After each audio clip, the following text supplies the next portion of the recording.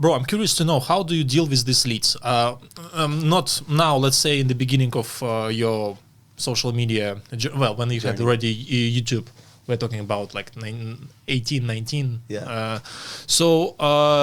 I assume right now you distribute them to your team. Yeah, of course.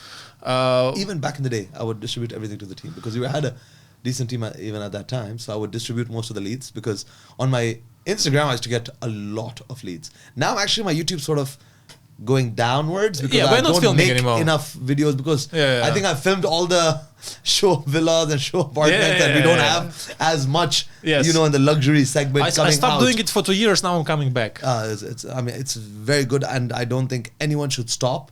I always preach that and I myself stopped, to be very honest. But now I'm coming back, but I'm still trying to upload a video, once in a few weeks at least. Just so the channel doesn't die because then the algorithm, sort of it's very difficult. Forgets you and then they feel like you're not as serious. It's difficult to wake it up. I'm facing this issue right now. But how do you deal with this thing like that? Like the client sees you on the video and you give it to somebody else, and they say, "Wait a second, where is Farouk?" So generally, I don't want to say this on camera, but generally someone is texting them as me.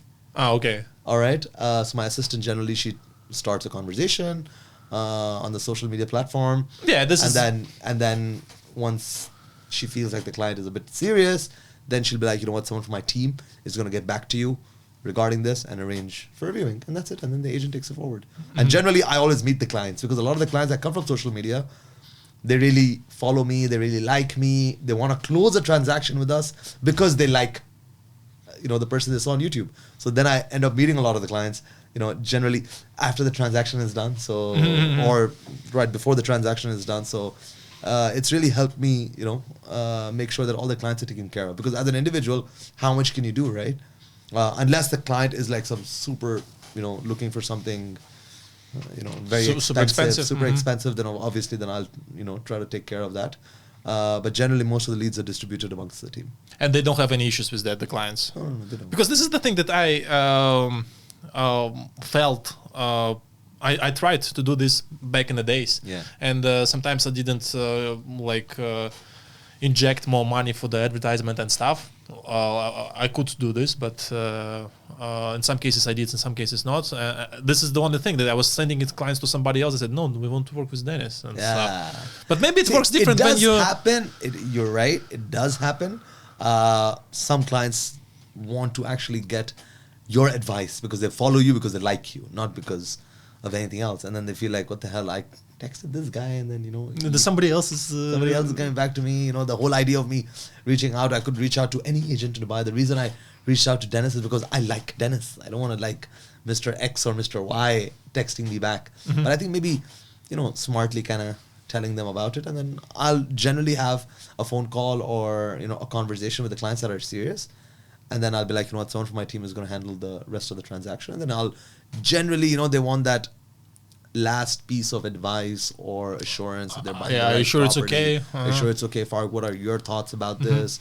What do you think? Since obviously we've been in the market for a long time, where do you see? What's your projections about this property? So I generally step in at that time. So especially if it's a larger transaction, I still remember a story that I always tell my people in my office when way before YouTube, way before I started, I'm talking about pre-2018, before my YouTube journey started.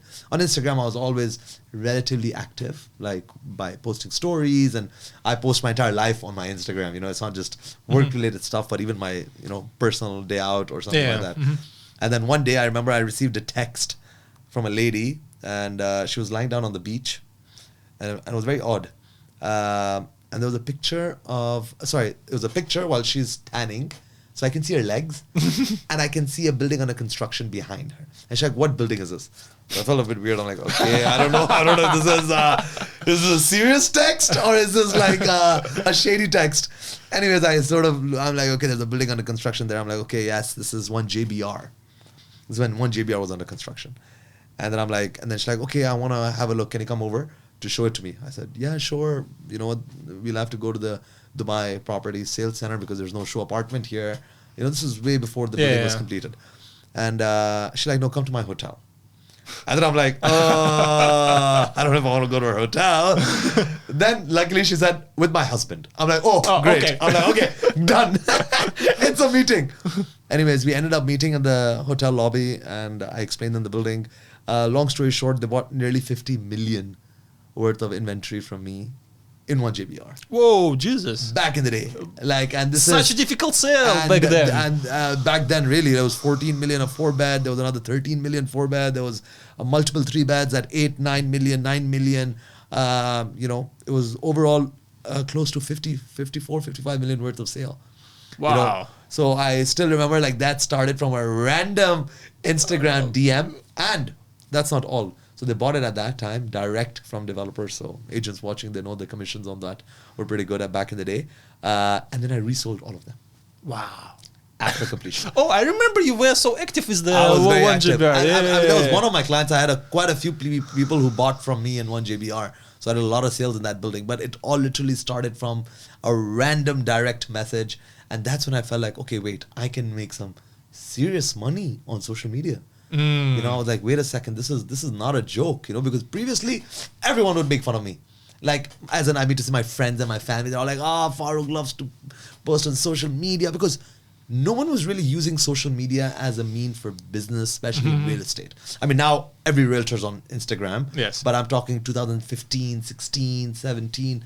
Instagram wasn't really that actively being used for business, especially real estate. And I was using it at that time, and I remember it really brought some big sales through the door. You know, Bro, incredible. Back then it was so difficult to sell this project. so difficult. Now, of course, it's like the hottest cake in town, but back in the day, it was very difficult. And so many others like Blue Waters and some other stuff. I remember we used to be struggling 5 years payment plan. 7. Clients used to be like, what the hell, 7 years, you know, and I still remember. Well, Golf Place was such a hard sell.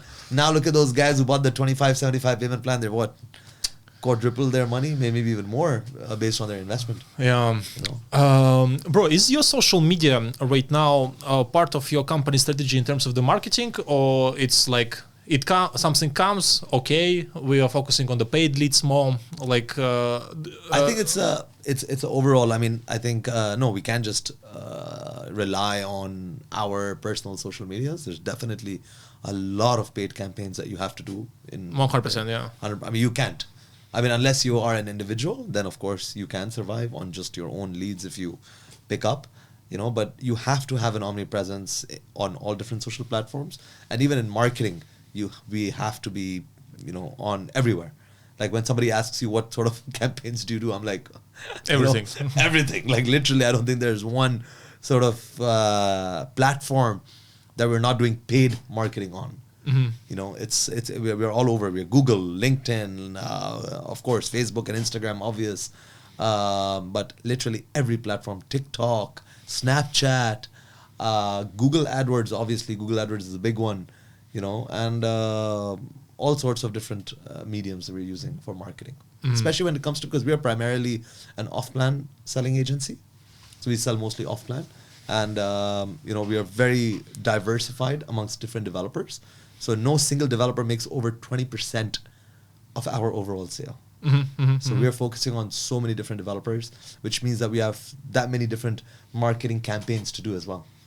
You know, because if you're just focusing on 1 or 2 developers and you're just sort of, the whole team is focusing on just them, then, you know, you sort of have, but for us, we have to have multiple different channels for marketing. And now international marketing is doing really well. You know, Oh, for sure, yeah. What do you advise your agents to do social media? Let's talk about new guys.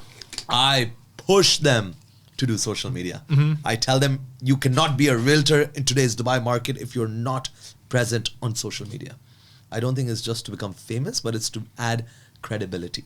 There's a lot of brokers out there. There's some numbers, some people telling me there's over 40,000 brokers right now in Dubai. The only way you can gain trust, especially when selling off-plan, because you have to remember, most brokers have access to most developers. So you're not selling a differentiated product. You're selling a very undifferentiated product. So I will deal with Dennis if I trust Dennis, if I believe in his, you know, if I believe in your capability of giving me good advice. And I believe social media today is such a strong platform to build that rapport with a client, to build that credibility most important to build that trust with international clients. So I don't think you can be, go under the radar, especially if you are a new agent. Of course, if you're an old agent, you work on referrals, you work on your old clients, you work on, your people, other people that your people know, you have all sorts of incoming source of leads. But as a new agent, you have to be on social media. And that is one of our requirements in the company as well. Anyone who's coming in has to be on social media. We will support in terms of videographers, because we have a pretty big team of videographers now in our company. And we are pushing everyone to be on social media.